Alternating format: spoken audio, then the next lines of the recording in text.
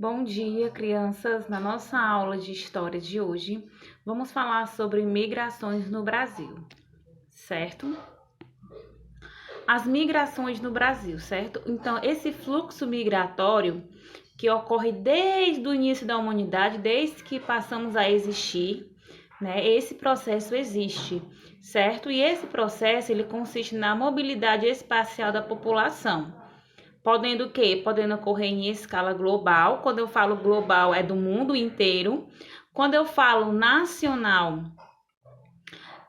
quando eu me refiro aqui ao nosso país, certo? Quando eu me refiro a estadual, me refiro ao estado, certo? Esse deslocamento. E municipal, que é de cidade para cidade, certo?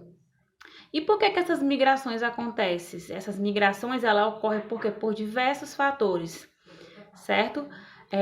Por questão religiosa, culturais, ambientais, os fatores políticos, econômicos, certo? E no Brasil, os fatores econômicos são que são os principais responsáveis pelas correntes migratórias, pois no Brasil, aqui no nosso país, existe o quê? Existe áreas mais industrializadas, sendo, portanto, mais atrativa para a população.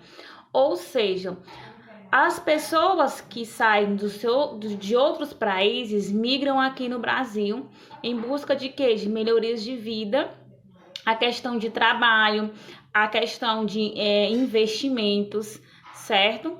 Então, o Brasil, ele oferece muitas coisas atrativas para esses outros países, por isso que eles migram para cá, certo? Para fazer o que? Esses investimentos, para melhorar de vida, certo? Então, vamos lá. No entanto, parte dos imigrantes não consegue se inserir no mercado de trabalho, certo?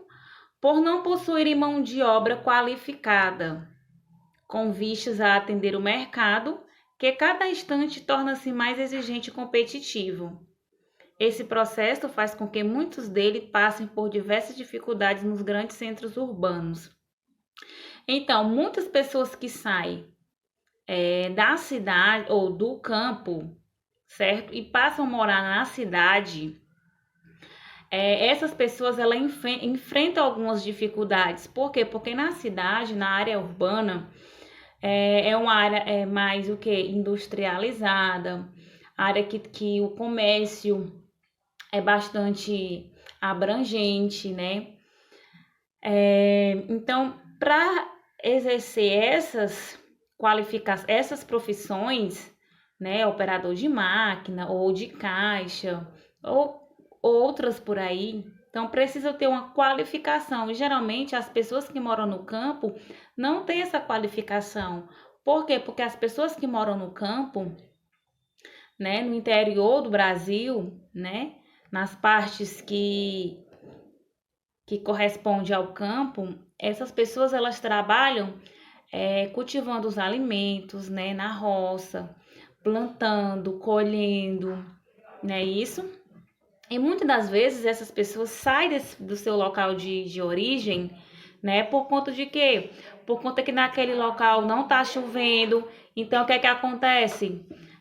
A terra fica seca, não dá para quê? Para ser plantada e não cultivar aquele alimento que eles dependem daquele alimento, certo? Para o quê? Para fazer o comércio, para vender e também se alimentar, certo?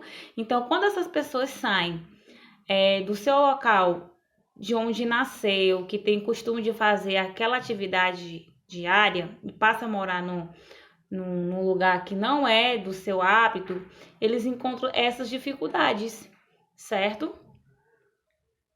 Vamos observar. Pare, veja e pense. Na primeira imagem, o que vocês observam? O que ela está representando? São 3 pessoas que estão tirando trigo, né, de uma terra que já está o quê? Que já está bem prejudicada pelas condições climáticas, né, isso?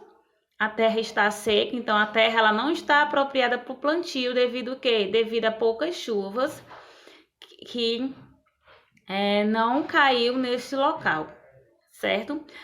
Já a imagem 2, vocês podem observar que são as mesmas pessoas, porém, ela o quê? Ela mostra as pessoas colhendo materiais recicláveis nas ruas de uma cidade. Então, realidades bem diferentes, né? Por quê, tia? Por que essas pessoas que saíram do campo e foram para a cidade, por que elas não conseguiram um outro emprego? Porque elas não foram qualificadas para um outro emprego. Por quê? Porque elas eram acostumadas a plantar, a fazer o que elas fazem na imagem 1 e assim passaram a fazer na imagem 2. Por quê? Porque as dificuldades, né, de emprego foi muito grande. Então, o que restou? Fazer o que eles sabiam fazer de uma maneira diferente, certo? A formação do povo brasileiro. O povo brasileiro, ele é formado por uma mixigenação de vários povos. O que é mixigenação? É a mistura, certo, de tradições, de heranças de vários povos. Os índios, por exemplo, os portugueses e os africanos, eles foram os primeiros povos a habitar aqui no Brasil, certo? No entanto, há vários imigrantes europeus, asiáticos, que vieram para o Brasil, especialmente a partir do século XIX, que também formaram o povo brasileiro, certo? Então, teve vários outros povos que formaram o nosso povo, né? O povo brasileiro. Mas os primeiros povos a existirem, né? Foram quem? Os indígenas, os portugueses e os africanos, certo? Vamos lá, vamos iniciar hoje pelos indígenas, tá? Em seguida a gente vai para os portugueses, depois para os africanos e assim sucessivamente. O território que se tornaria o Brasil registra a presença de humanos há mais de 12 mil anos. Os indígenas ocupam toda a superfície, especialmente o litoral. Não devemos pensar que se tratavam de um único povo, mas sim de várias tribos indígenas, cada um com suas línguas e costumes. Então, não basta dizer que apenas índios, que são apenas indígenas. Então, os indígenas, eles são o quê? Eles são separados por vários povos. Então, são várias tribos. São indígenas de várias tribos, certo? A etnia mais numerosa era a dos tupis-guaranis e foram com eles que os portugueses travavam contato. Os tupis conheciam a natureza, tinham nomeado os montes, praias e rios, sabiam quais as ervas eram nocivas ou não. Tudo isso foi ensinado aos portugueses. Um dos exemplos mais claros da permanência da cultura indígena no Brasil pode-se comprovar através dos nomes próprios, tá? Como Itapuã, Piratininga, Pará e entre outros. E a culinária? Na culinária se destaca o quê? O uso intensivo da mandioca, a planta que havia sido domesticada pelos indígenas e que tem o quê? Que é um item o quê? Obrigatório em vários pratos brasileiros. Então, a mandioca, ela é o quê? Ela é um prato típico dos indígenas, que passou a ser um prato típico aqui do Brasil, certo? Então, vamos lá. Agora a gente vai para nossa atividade. Vamos lá. Migração no Brasil. Você vai observar essas imagens, esses retratos, essas pessoas, certo? E vai o quê? Com base na leitura dessas imagens, você vai responder as perguntas. O que as pessoas têm em comum? Em comum é o que? O que elas se parecem, certo? Em que as pessoas se diferenciam? Qual é a diferença entre as pessoas que são retratadas nesses quadros, certo? Em suas salas de aula, as pessoas têm características físicas diferentes ou semelhantes? Você vai escrever o quê? As diferenças, no caso, características físicas, tá? Tem gente que tem a mesma cor de pele, a mesma altura. São iguais ou são diferentes? Vai escrever as diferenças e as semelhanças, certo? Vamos lá. A formação do povo brasileiro. Você vai O Brasil é o quê? É um país formado por diferentes povos, como a gente viu. Muitos desses povos vieram de longe e, ao se relacionarem com diversos grupos indígenas que habitavam o território, formavam o povo brasileiro.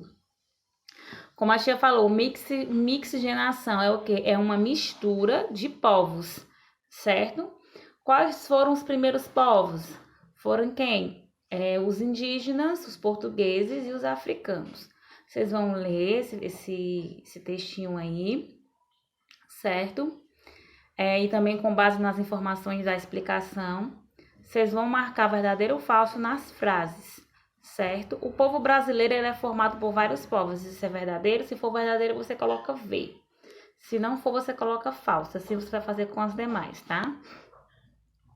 Indígenas, os primeiros habitantes, certo? Vocês irão fazer a leitura desse texto, tá? E de acordo com esse conteúdo, vocês vão completar as frases.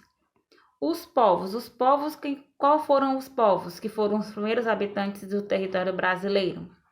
Aí vocês vão colocar aí, vocês vão completar as 3 lacunas de acordo com esse conteúdo que vocês estão vendo agora, tá? Vocês vão ler esse textozinho aí, tá certo? E vão completar as lacunas, ok? E a atividade é essa. Qualquer dúvida, se tiver, vocês podem estar me perguntando, tá bom? Mas a atividade tá bem simples, bem fácil de se resolver, tá bom?